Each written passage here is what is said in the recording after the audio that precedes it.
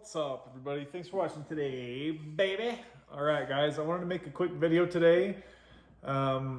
Something I don't know, I guess just forgot about because at the time I wasn't making videos. And I was talking to Ashley, my friend the other day that you guys met on the channel. I was talking to her recently off camera, and she had mentioned about a slip up, you could call it, that she had.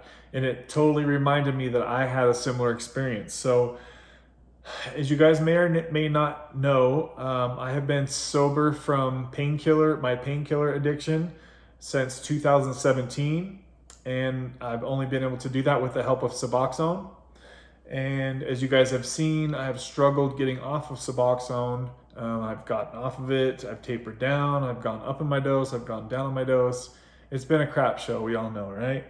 No surprise there. But as you guys also know, my videos are like the wind. They'll come and they'll go. Sometimes I don't post for months. Sometimes I'll post 7 videos a week. At the time that this happened, I was so busy with work, my car dealership, and I was not making any videos at the time. So, all right, so I'm gonna rewind time. I believe this was about 2 years ago this summer. And this is when I was still running my car dealership single-handedly. And my grandma's, just a quick side note, nothing on this channel is medical advice. I don't recommend anybody do anything that I say. This is purely for laughing purposes only. Right, guys? So don't do what I say. This is not medical advice. Do not take advice from the internet. So, all right, so I've been off of opiates for, what is that, 5 years now? 18, 19, 20, 5 years, guys, right, in total. Couldn't have done it without Suboxone, that's guaranteed, okay? But I was running my business. My grandma's husband in Idaho just passed away, and there was like this huge thing where she needed all this help going through her stuff. The plan was my family was going to go to her house, pack everything up, and then bring what was left to me. And I had to sell all her stuff off. What a freaking pain in the butt, right? This was already when I was deep in my car dealership. Like, I had so much stress already on my plate at the time.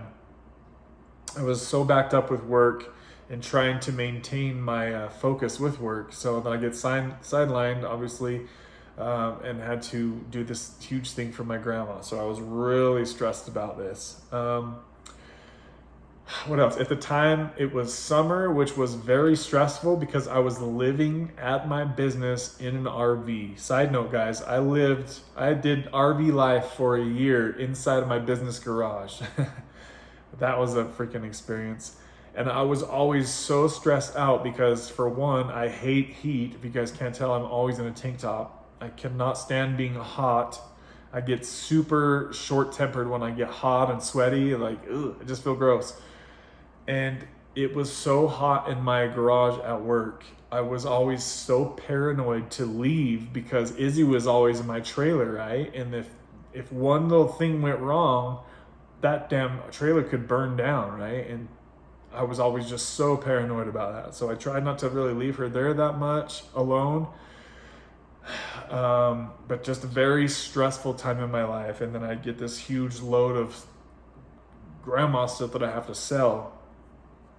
And long story short, I was just feeling very overwhelmed. And my buddy was like, hey, I can get some 30s. And you guys know what I'm talking about, the blue 30s, right? And it'd been so long since I had even known what that felt like that it really sparked my curiosity for the feeling that I would feel if I took those. So after probably a couple of days of that playing out in my head and just like hearing that, like since I moved back to Utah, like it's never even been on my mind. So I moved away to Idaho, if you guys don't know. I went there with my girlfriend at the time, and ever since we moved there, like painkillers have never even been on my mind since that. We lived there for a year. I ended up moving back without her, so we broke up basically right then. And I came back to Utah to start my car dealership. So that's what I did. That's why I came back. and she stayed there. And where was I going with that? Okay, so yeah, after a couple of days of like thinking about that and just like constantly having the little devil on my shoulder, I kind of like planned it for it to happen, right? So if I remember right, I want to say it was maybe like 730 tab or caps, or what are they called, pills, right? I believe they were Roxy's, if I remember right. I could be a little wrong, but I'm pretty sure that's what it was, like the blue 30s. Hopefully I'm not getting in trouble for like saying those type of words on this video. I don't know how strict YouTube is with that. But yeah, I'm pretty sure that's what it was. And I really was so clueless to what my tolerance would be, since it had been 3 or 4 years and since I'd taken anything at this point. So I was assuming that my tolerance was going to be very low. So I stopped taking my Suboxone. Was I on Suboxone, or was that at the time when I tried Kratom to get off? Oh, I really don't remember that part, guys. I'm pretty sure I was on Suboxone and then I stopped Suboxone. Let me think.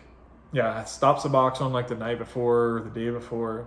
And then I want to say I woke up and immediately, obviously like a kid on Christmas, I was so excited to see what this was going to feel like. So I took the pill. I took one pill, if I remember right.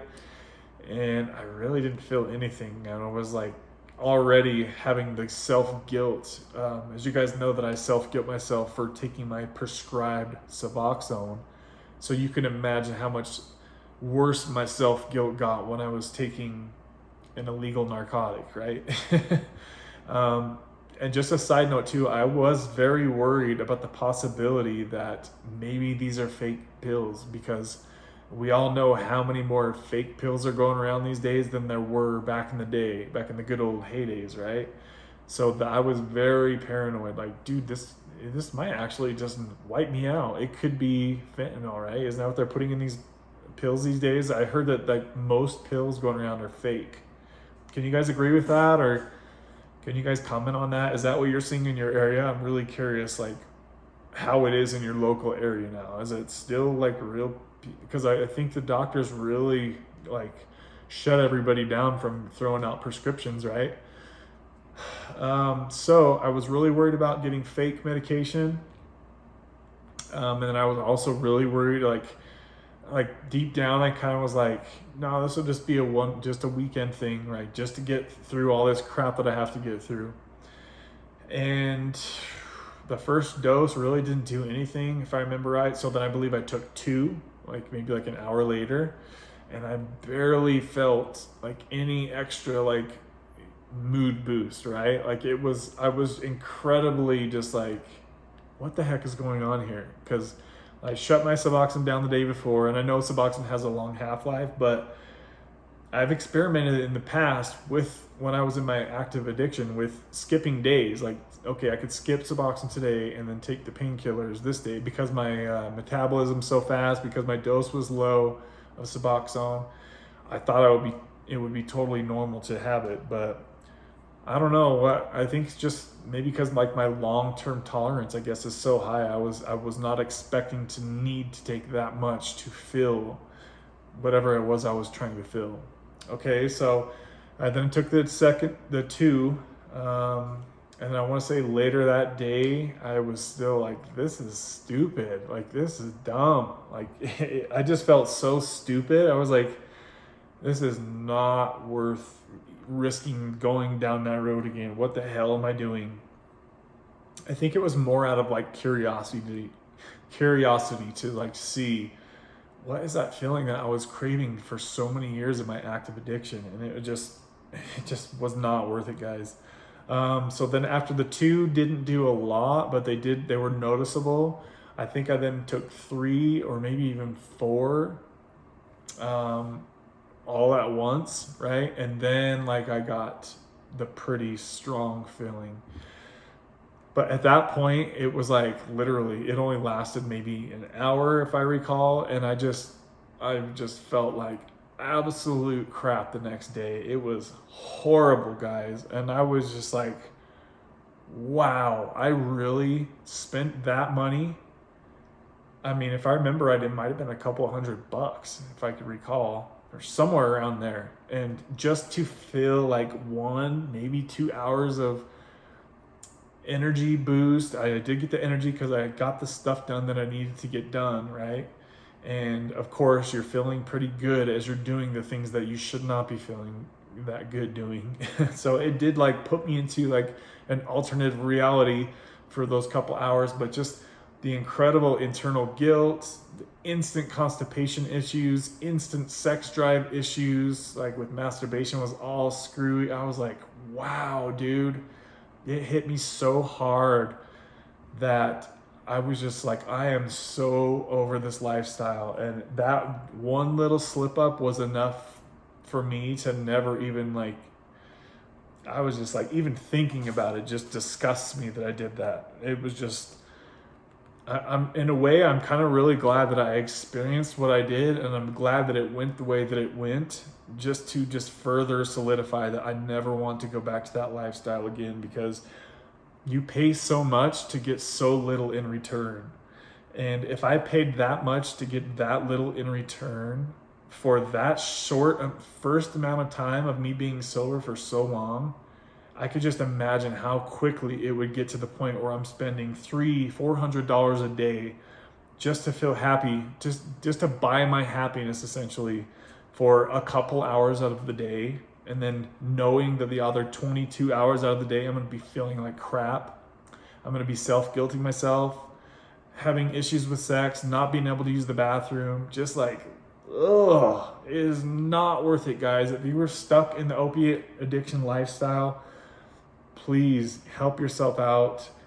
If you can't quit on your own, get on Suboxone, guys, and that will buy you some time to fix up your life, fix up the things going on in your life, and then you can quit Suboxone either sooner or later, whatever you decide, with the help of your doctor, of course.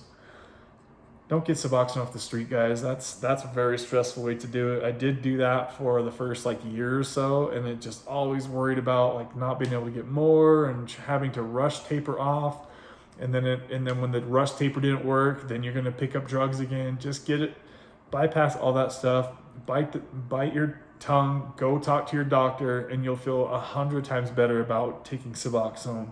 If you're getting it prescribed, you're going to the pharmacy to pick it up, not your drug dealer buddy's house and paying way more than it's worth, than it actually costs. Just don't go down that road, guys. Learn from my mistakes. If you're having curious thoughts about wanting to use again or relapse, the sooner you can get back to your normal situation, the better. If you are going to stay in that relapse or slip for a week or 2-3 weeks at a time, just know that it's going to be that much harder. Every day that you wait to get out of that lifestyle, it's going to be that much freaking harder to get back on track. So anyways, guys, I just wanted to share that slip up with you. I thought it was important that I did so because I was not making any videos at the time. So anyways, guys, I hope you guys are all doing well and kicking butt, and we'll talk to you on the next one. See you guys. Hit that subscribe, baby.